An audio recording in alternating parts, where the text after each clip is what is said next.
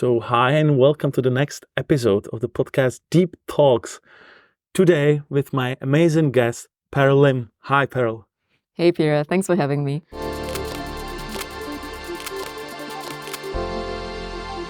Last time when we met, we discussed a lot of things in person. We spent 3 hours together, but we didn't record it. And I I was know. so sad.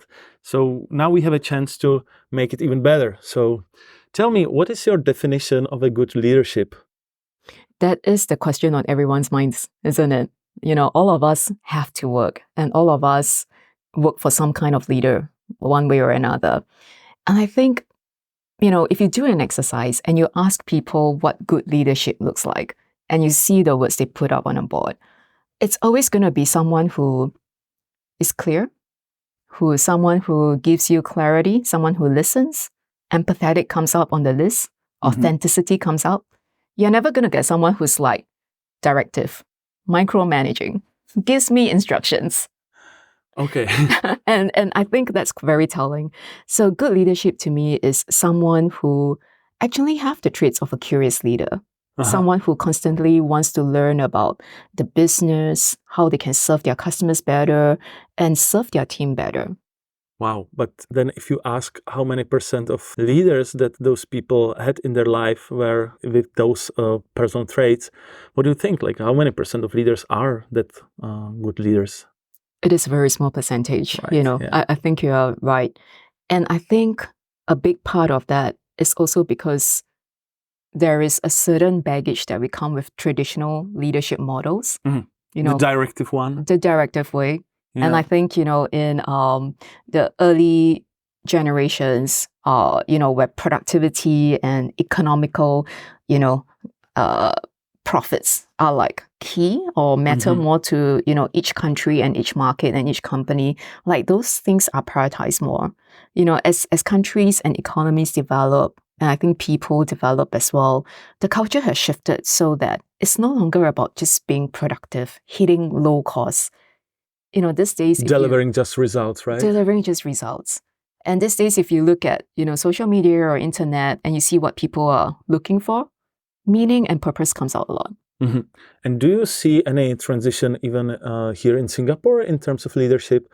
Are there some new leaders with this new mindset? Oh, yes. And, I think they come in different profiles. Like, I wish I can say that, yes, there is that profile. If you work for this multinational company, with a team under you, like, you're going to be a curious leader. And they come in all sorts of forms and shapes. And the curious leader actually would be that entrepreneur, actually, who is curious about how to make products and services better for people. And also, there are leaders who are CEOs of multinational companies who exemplify that in the way they talk about people as well. So I'm going to give you an example. Recently I hosted a Curious Leaders Circle event, and we had Anthea Muir, who's the president of Asia Pacific of Amplifon, which is, a chain of hearing aids clinics practices across Asia Pacific. And that's a multinational company. And she is someone who exemplifies curiosity in its most authentic and strong manner by just being able to be vulnerable. Yeah.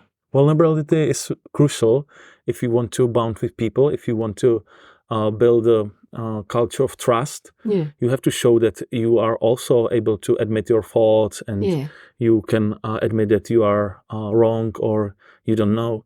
So how to help those leaders to understand that humbleness is crucial in terms of building this kind of culture? Yeah. It's a hard one, isn't it? Because I think to be humble means letting go of your ego. Right. And ego is difficult because it's also part of your identity, right? And, what you learn through the years that got you to that point, whether it's like your title, your package, your status, you actually have to say that, well, that doesn't define me. What values do I hold as a person, as a human being that I want to impart to everyone around me? And that calls for like self-reflection. And I think for a leader to, want to be humble, to be vulnerable, and yet be incredibly strong in that space, right? Right. Yeah. You need that self-reflection and inner work. And I think that a lot of those, let's say, old egoistic leaders, Yes. they are afraid to show vulnerability because they're afraid that they lose their status. Correct. But if they try it, at the end, they feel that it's not truth. They even build different but maybe stronger status, built on their values and built on their authentic self, rather than the egoistic self. Yeah, especially if the egoistic self is a shield that you build over the years. Shield, that's it, yeah. Yeah, and I think, we have our jobs to do as well to remove the culture, the systems that reward that. I think oftentimes we look at like people who are driven, motivated, focused on results, and we call them high performers. I think there should be, a part in your annual performance review about how this person contributes to the culture as well. Not just about results, because this person could be detrimental to the culture that you're building. Yeah, and there are some studies, if you take the best achievers, they are not always the best team players. Yeah, that's right. That's right. Sometimes they even can undermine the team spirit. Yeah.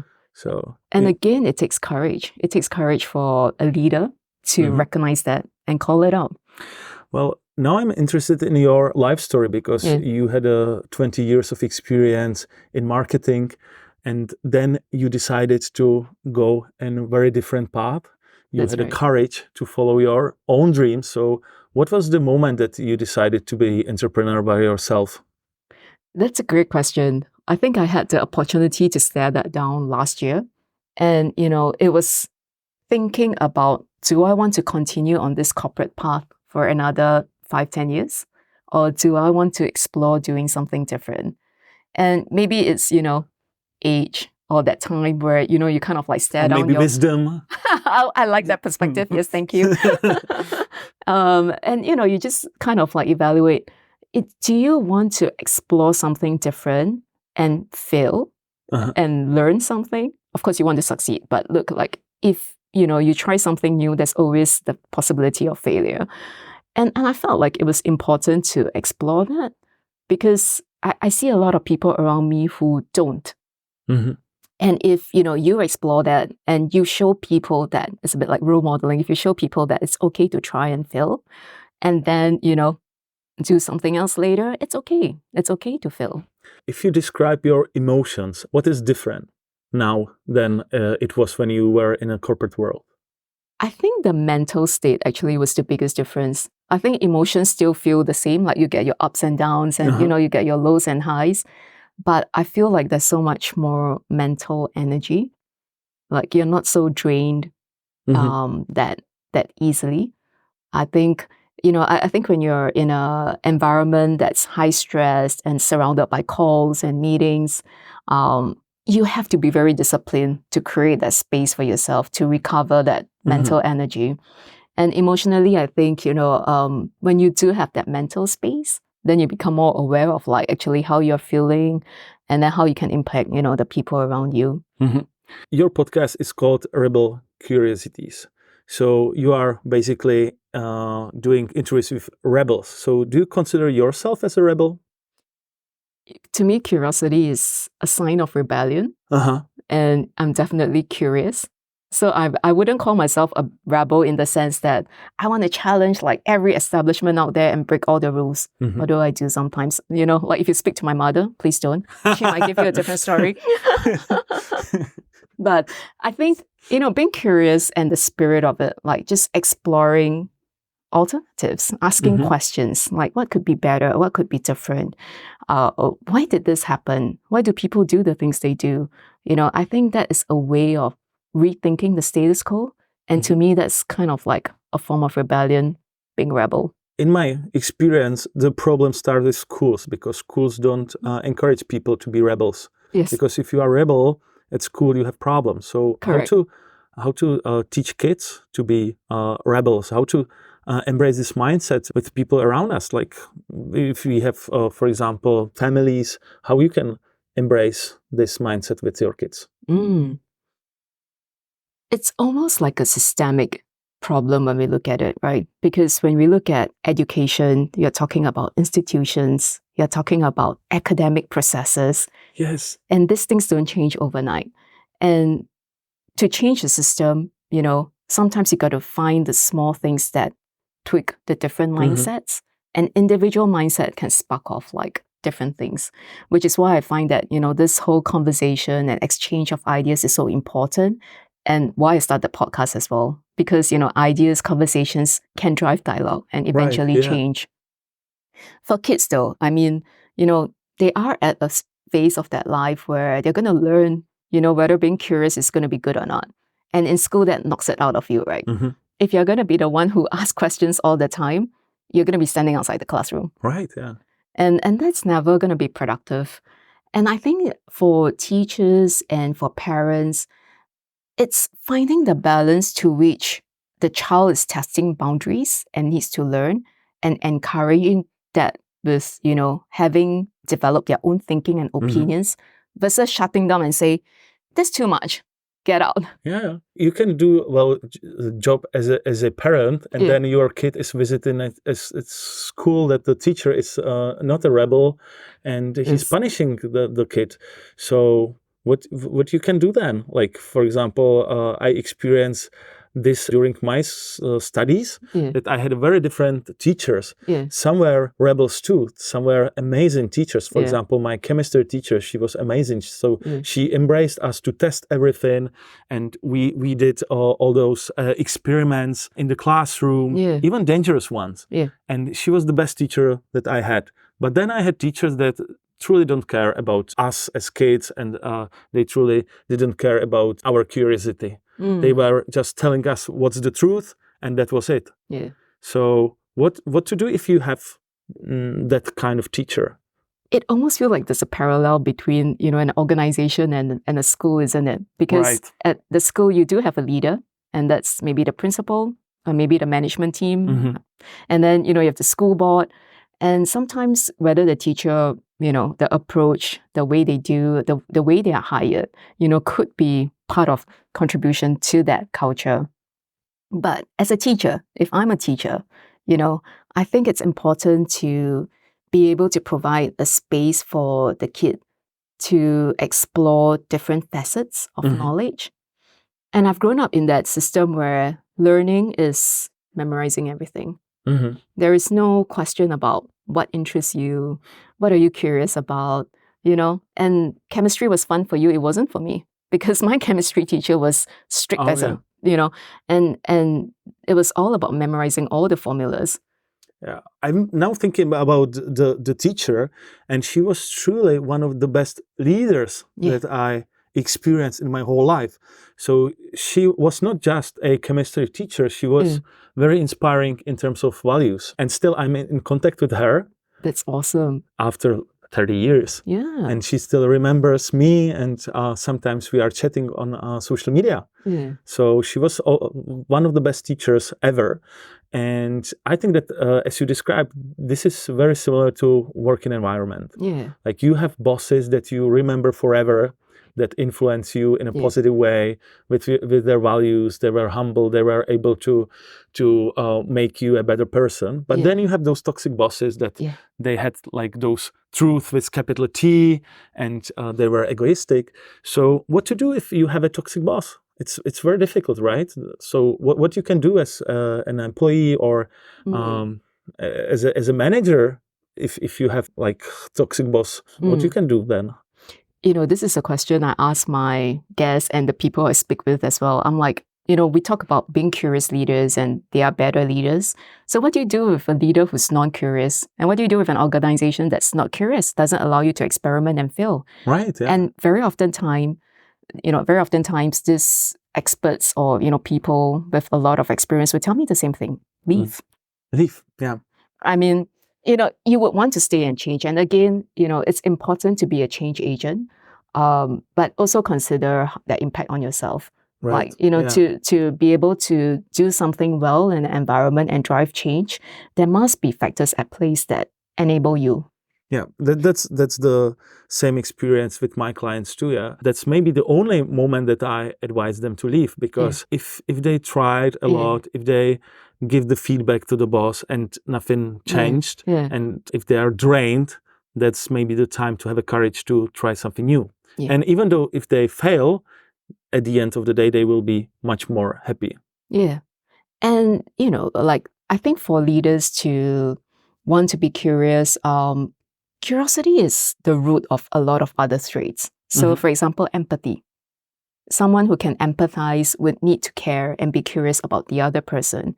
And if a leader doesn't have that, it is very hard for, let's say, a fellow colleague or a member of the team to come and change that person. And again, unless like the culture align to provide an environment where curiosity can thrive, it can be pretty hard for someone who's very curious to thrive in a very non-curious environment. Right, yeah. And of course, it's a spectrum, right? It's not black or white. So you have, on a one hand, you have that very toxic environment. And on the other hand, you have like the psychological safety and the place that you can express your feelings, emotions. You are not afraid to be judged. But most of us are somewhere in the middle. So what are those small steps that we can do to become better leaders on a daily basis? Because you cannot change that toxic boss for one day to another, but you can deploy some small changes. So what are your advices? Like, how can you build this positive mindset, and how to be a better leader every day? I think empathy is a big piece of it. And empathy is not just about, being sympathetic to the other person, or, just trying to understand where that person is coming from. But I think empathy is a big part of seeing where that person is coming from, and then having the right response to it. So it's again about curiosity. Exactly. And you're curious about that moments where that person is triggered. So if your manager is toxic at certain times, understand that. And then maybe have different occasion where you would raise that up. Oh, I love that. Yeah. And because no one's perfect, and leaders have different nuances and traits. And I can see that different levels of curiosity come across in different things. So you can have someone who's really visionary, but don't really know how to get things done. And then you have vice versa as well. Yeah. So I think, being a curious leader in yourself, whether you're like a mid-management level or a junior executive, if you apply the concept of empathy and curiosity to people around you, just be curious about where they're coming from and how you would react to it, will have a lot of impact. And then you need to ask good questions, right? Yes, correct. And be able to be silent, because my experience with those toxic leaders was that they were talking all the time. Yes. And they're like unable to shut up and to listen. In my experience, like, to build the skill of active listening is part of curiosity too, right? Correct. And powerful questions is part of that. A lot of people think like, all right, there's 5 types of questions that are powerful, and I will keep asking that. No, it's about recognizing when you will use it, And this is why I also think coaching is important. Like, the art and the philosophy of coaching. I think any manager should learn how to coach, because coaching is not about what to say. It's about creating the space to listen. I remember when I was 20 years old, and I had my small company of 5-6 people back then. And I read the book Coaching from John Whitmore.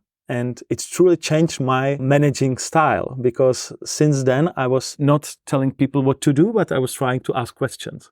And it was a huge shift. I know I was 20 years old. Yeah. It helped me a lot. So I truly believe in coaching as the way of living, not just to...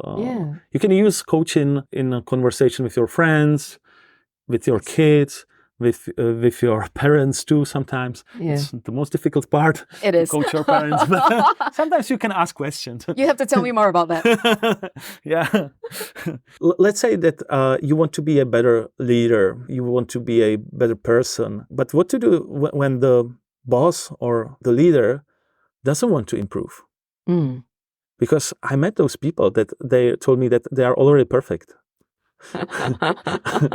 It's such a I laugh because it's quite common actually, isn't it? Yeah, it is. And sometimes they may not say that they are perfect, but they're not willing to change. Yes. And that's the opposite of curiosity. That's the opposite of open-mindedness. Yeah, it's a fixed mindset, right? It's a fixed mindset. They already know everything. They have answers for everything, and they don't need to teach new things. Yes. And a lot of new things. It is that whole statement of, this is who I am, and there's just no way about that. Yeah. And the world has to accept that because this is who I am. And I find that hard to change. So, if you want to change someone like that, I would say probably not. Find your own tribe. And unless you are using coaching and you have a way of holding that space and help and guide that person to explore ways. But again, if that person is fixed, like, look, the world has to adapt to me, not me to the world, then it's a mindset. Yeah, but sometimes, if you have fixed boss, you can leave. But sometimes you have people around you that you cannot leave. Like, that's true. Like your life partners, your friends. So how you can help those people to be more open-minded? It's maybe the most difficult question because I'm getting this question after almost all my keynotes. Like, really? Yeah. How to change others. And I'm interested in your answer. I think a lot of, we talk about empathy and that comes down to emotional intelligence, really. And, if you want to change someone, first of all, recognize that it may not always be appreciated. Of course, never. Never. And, change has to come from a desire of want to change. Right. So I would say small steps. If let's say, you have a life partner who's a smoker and you want that person to stop smoking, right? Yeah. Let's just say the simplest thing. You got to help that person desire that. It's not about telling that person every day, 50 times a day, stop smoking. Yeah. That's never going to work. Yeah. The more you push, the more resistant they become. Yes. Yeah. And I would say help that person get curious about the benefits of not smoking, go for walks, have a good meal, like slowly reduce from 50 sticks to 48 sticks a day and slowly work from there. Like, help that person get curious about what could be if they stop smoking. Okay. Yeah. And I think that could be one way of helping them increase that desire to change as opposed to contributing to that obstacle, that inertia to change. But if you keep telling me not to smoke, I think I'm going to smoke more because it's giving me stress. Right, yeah.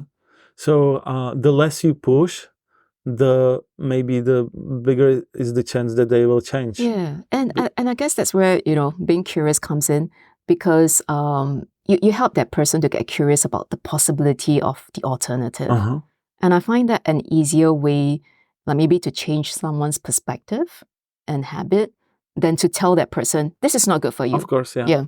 Extrinsic motivation doesn't work in the long term. So you have to spark intrinsic one. That's and you have to spark curiosity, right? In the second part of my podcast, I always ask guests about their personal values and about purpose of their life. So can you describe me what are your life values and how you think about purpose in your life?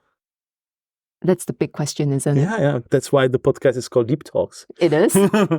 So, there was, I think I must have been in my 20s and I just sat down, with my journal and I decided to think like deeply, like of all the words that could describe life, like which 3 words would I want to pick out? So I after a long, reflection and writing, it eventually became these 3 words, which was authentic, curious, no surprise. No surprise. And fearlessness. And I find that all these 3 sometimes need to be together. Yeah. To have a genuine purpose, like, its purpose in life. Like curiosity in itself without the courage or the fearlessness to act on it. It's an exercise of thinking and dreaming, and if you have fearlessness without just, being curious or real in your approach, you're just kind of going out there and offending everyone, right? That's so smart. Yeah, the combination of those 3 things. Yeah. It's essential because if you miss one, it doesn't work. Yeah. And, I had it said to me before, like authenticity as a word seemed to be overused. It's become such a buzzword, in today's society. But still, people are not authentic. So we need to use it even more. I love that. And yeah, exactly. That's what it is. And sometimes being authentic is not about like, this is who I am. This is the real me. So I'm just going to be out there and offend everyone. That's okay. That's not the case, right? You mean like if someone is authentic as well, right? Yes. I'm authentic. Exactly. This is who I am. Which is why I think authenticity sometimes gets taken wrongly because, it's about being in touch with you as a human, and it's about how you are and your impact around people around you. So you cannot just go out there and offend everyone and say that you don't care. You have to care. Well, but sometimes I think that those people that are unauthentic, as we described, they build a shield around them because they are afraid. How to help those people to put this shield down and to offer their real self to others? Because sometimes they had a negative experience because they opened themselves and someone hit them. So how to help them to do it again, to be more open? As I reflect on myself, sometimes I tend to go the other way, right? Like if you feel too much about something, and then you realize, oh, you're hurt, you just tend to shut down. And then you completely detach yourself. Like that is that shield mechanism that you talk about. And I think, to try something, I think you got to take small steps as well. There's this example that someone said to me, which I love, like, go to a Starbucks. This is in a book. Go to a Starbucks, ask for a discount.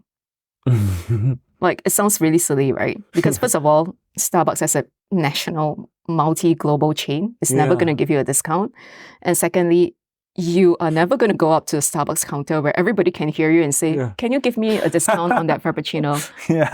But the whole point is not to get it. The whole point is to say it and know that it's okay to get a no. Oh, wow. It's okay to be said, no, sorry, we don't do that. It's like, oh, okay. That's okay. And I think it's that whole exercise of doing things, it's small steps, small examples, and learning that rejection is not a bad thing. It's very interesting because we are afraid that someone says no to us. But on the other hand, we are afraid to say no to others. Yes. So this is a huge problem. I think that if you are unable to say no, that then you are overwhelmed by priorities of others. And if you cannot say no, you cannot say yes to the right things. Right, yeah. So we are afraid to be rejected, but we are afraid to reject others. Yeah. Wow.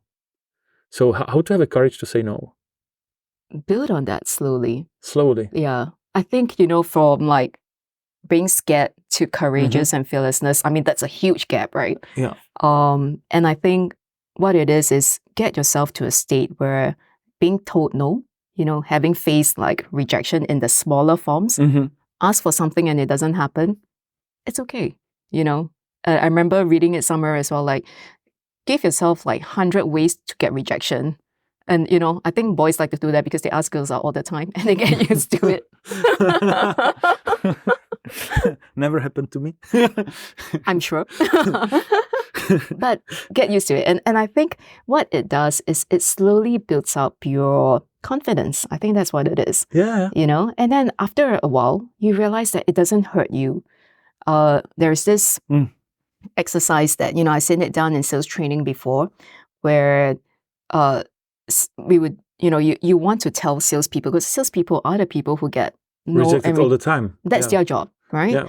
And then if you want to provide really good customer service and experience, you cannot be afraid of failure. So one of the exercises that, we do is kind of like go around and say, hey, like, that's a really nice pair of specs. Can I have it? And of course, the participant will say, no, like, I need to see with it. Oh, okay. And then you go to someone and say, hey, can I have your pair of shoes? And, and at the end of the day, it was like, it's okay. You get told no, and, nothing happened. But again, you have to step outside of your comfort zone to try new things. And the more you try, the better you are in accepting the failure at the end. Yeah, and that's a great example. Like, because being told no is easy when it's still within what you're comfortable with. But trying something that you're not used to, right? And then maybe being told like, oh, that was crap. Like, that's a terrible thing to do. But again, small steps. I think you get used to it. And then, I also hear that once you get to a level of success, that's when you start to get negative comments.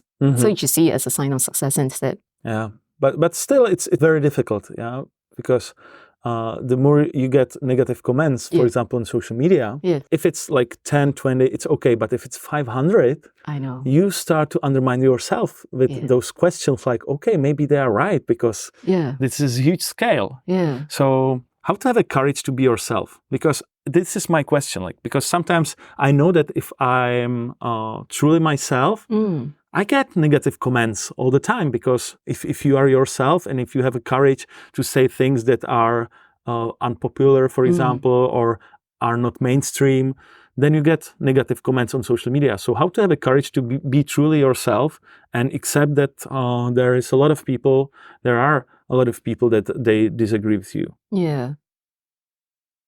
I have so many thoughts on it, because disagreement is another topic that, we should cover as well. Yeah. I feel like the art of disagreement hasn't been quite established too. But negative comments, I mean, first of all, I think we have to establish whether that feedback is a constructive criticism or not. Because a lot of people, it's easy to jump on your laptop, your keyboard, and say, I think that sucked, and tell you a lot of reasons why it sucked, right? And does it happen even in Asia, this? I think that it's only a matter of post-communist countries that everyone is writing very nasty comments. No. It's definitely in Asia. It's definitely human behavior. Okay. And I think it's easy to criticize, especially if someone feels like that opinion that you're expressing runs counter to them. And which is why I come to disagreement. Because if someone doesn't agree with you, automatically that becomes someone who is not on your side. And it's very polarizing. It's a yes or no, it's a black or white. And often issues in life aren't, which is why being open-minded, being curious about what opinions could be, might just be the answer to that. Yeah, I truly love when you said that the feedback is constructive or destructive. And sometimes we take the destructive feedback as something truly emotional, but you should ask okay, was there something that had any value to me? Was it something that I can be better person after I accept this feedback? And if not, it was not a feedback. It was an attack, for example. Yeah. And, if you have feedback that whatever you're doing is beneficial, sometimes then look at that and shut down, the negative comments. And sometimes it's not that you want to be in an echo chamber where, everything you do is good. But you got to have that reflection and the space to think about whether that's benefiting you as well. I think the other flip side is think about whether what you're doing is benefiting people as well.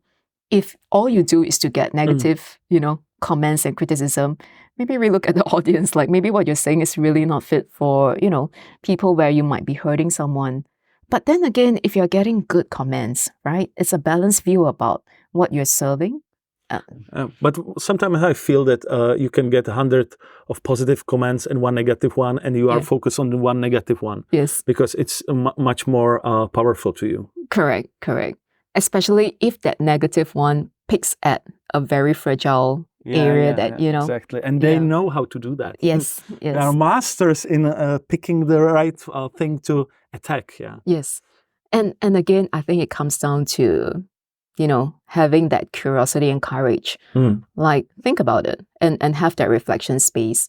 That one comment is going to erase all other 100 great comments that you have.